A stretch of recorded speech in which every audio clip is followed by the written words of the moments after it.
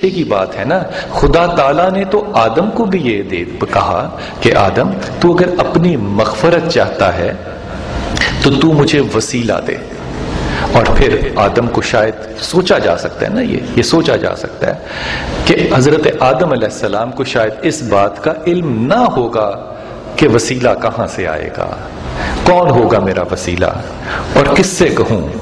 کہ یہ وسیلہ جو ہے مجھے دیا جائے. اللہ نے ان کو دکھا دیا کہ یہ لا الہ الا اللہ محمد رسول اللہ. تو حضرت آدم علیہ السلام کہتے ہیں بخاری شریف میں، میں نے جب اس کو دیکھا لکھے ہوئے کو تو میں سمجھ گیا. یہاں میں سمجھ کی بجائے اگر ایک اور لفظ محبت میں استعمال کروں تو شاید یوں کہنا چاہیے کہ حضرت آدم علیہ السلام نے کہا کہ ہاں مجھے یاد آ گیا،